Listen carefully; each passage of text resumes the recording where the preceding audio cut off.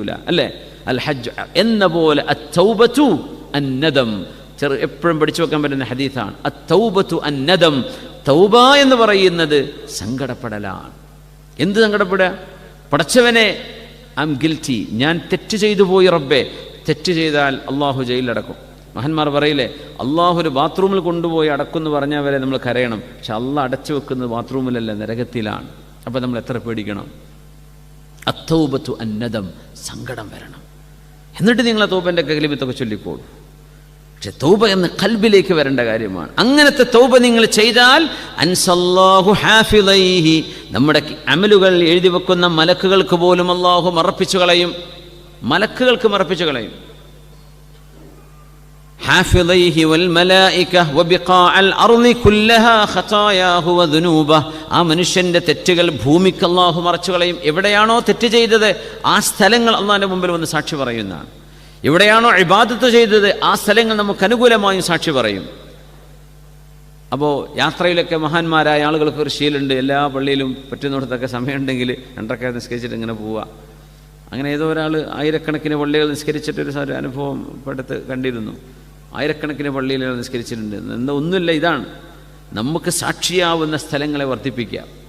അത് മസ്ജിദാവട്ടെ, വൃത്തിയുള്ള ഏത് സ്ഥലത്ത് നിസ്കരിച്ചാലും പുതിയ പുതിയ സ്ഥലങ്ങളിൽ അത് നല്ലതാണ്. അതുകൊണ്ട് നമ്മൾ സുന്നത്ത് നിസ്കരിക്കും, ഫർദ് നിസ്കരിച്ച സ്ഥലത്ത് നിന്ന് മാറിക്കൊടുക്കണം. സുന്നത്ത് നിസ്കരിക്കുക, അല്ലെങ്കിൽ 2 സ്റ്റെപ്പ് മുമ്പിലേക്കോ ബാക്കിക്കോ സൈഡിക്കോ ഒന്ന് മാറിക്കൊടുക്കുക. എന്തിന്?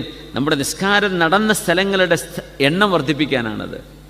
ഫർദ് നിസ്കരിച്ചാൽ അവിടെ തന്നെ എന്ത് ചെയ്യുക? ആ മുസല്ല ഒന്ന് നീക്കി വെക്കുക, എന്നിട്ട് എന്ത് ചെയ്യണം? നിസ്കരിക്കുക.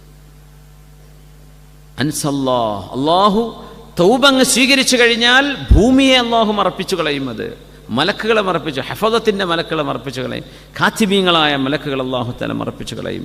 യാ റബ്ബ്. അതുകൊണ്ടാണ് സയ്യിദുനാ മൂസാ നബി അലൈഹിസ്സലാമിൻ്റെ കാലത്തെ തൗബയുടെ ചരിത്രം, നമ്മൾ ആ ഒരു മനുഷ്യനെ സംബന്ധിച്ച് മഴ കിട്ടാതെ വന്ന ചരിത്രം നമുക്ക് ഓർമ്മല്ലേ? മൂസാ നബി അലൈഹിസ്സലാം അവസാനം ചോദിക്കുകയാണ്, പടച്ചവനെ, ഞങ്ങളിന്ന് ആരും പുറത്തു പോയില്ലല്ലോ. 10-12,000 ആളുകളിലോട് മൂസാ നബി അലൈഹിസ്സലാം, നിങ്ങളിന്ന് 40 ദിവസം 40 വർഷമായിട്ട് മിൻകും മൻ യുബാരിസുല്ലാഹ ബിൽ മഅസിയതി മുൻദു 40 സന ഫഖ്റുജ്, ആരാണോ നിങ്ങളിൽ അള്ളാഹുവിനെ 40 കൊല്ലമായിട്ട് തെറ്റ് ചെയ്ത് ജീവിക്കുന്ന ആൾ, ആ മനുഷ്യൻ ഇവിടുന്ന് പുറത്തു പോകണമെന്ന് പറയുന്നു. അള്ളാഹുവിനോട് ഇസ്തിസ്ഖാ നിസ്കരിക്കാൻ വന്ന സയ്യിദുനാ കലീമുല്ലാഹി മൂസാ അലൈഹിസ്സലാം, മഴയില്ല, മഴ വേണം റബ്ബേ, മഴ വേണം. അള്ളാഹുവിനോട് മഴയെ തേടിയുള്ള നിസ്കാരമാണ്. മഴയത്തുള്ള നിസ്കാരങ്ങൾക്ക് പ്രത്യേകത എന്ന് വെച്ചാൽ മഹാന്മാർക്ക് നേതൃത്വം കൊടുക്കുമ്പോൾ മഴത്തുള്ളി ദേഹത്ത് വീണിട്ടേ അവരോടൊന്ന് പോരുള്ളൂ എന്നാണ്. അങ്ങനെ ഇൻസ്റ്റൻറ്റ് ഉത്തരം കിട്ടുന്ന സംഭവമാണ് ഇസ്തിസ്ഖാ നിസ്കാരം. അതിൻ്റെ ഷർത്തുകളൊക്കെ പാലിച്ചു കഴിഞ്ഞാൽ പെട്ടെന്ന് ഉത്തരം കിട്ടും. അതിന് മൂസാ നബിക്ക് ഉത്തരം കിട്ടുന്നില്ല. എന്തേ പടച്ചവനെ ഞങ്ങൾക്ക് തരാത്തത്, മഴ തരാത്തത്?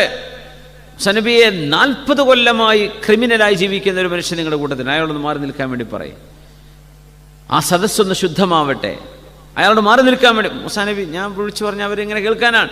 മൂസാ നബിയെ നിങ്ങൾ വിളിച്ചു പറയിൻ, വഅലൈനൽ ബലാഗ്, അത് അവരെ കേൾപ്പിക്കേണ്ടത് എൻ്റെ ബാധ്യതയാണ്, അത് ഞാൻ ചെയ്യും. നിങ്ങൾ വിളിച്ചു പറയൂ.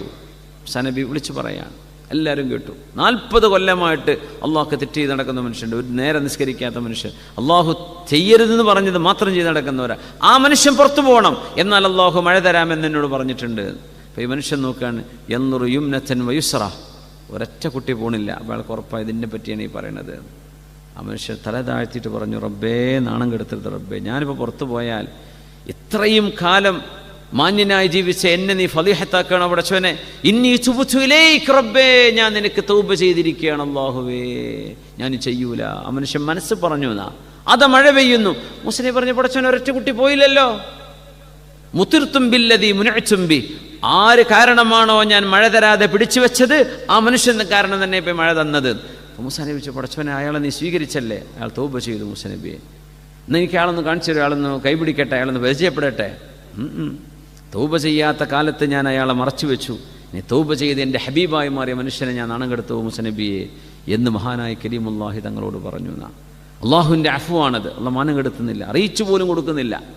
അള്ളാഹുവിൻ്റെ വലിയൊരു അഫ്വാണത്. എന്തേ? ഖൽബിലേക്ക് വരുന്ന സത്യസന്ധമായൊരു തോന്നൽ. അള്ളാഹുവിനോട് തൗബത്തൻ നസൂഹ. അള്ളാഹു ആ ഒരു തൗബ നമുക്ക് നൽകട്ടെ. ആമീൻ യാ റബ്ബൽ ആലമീൻ.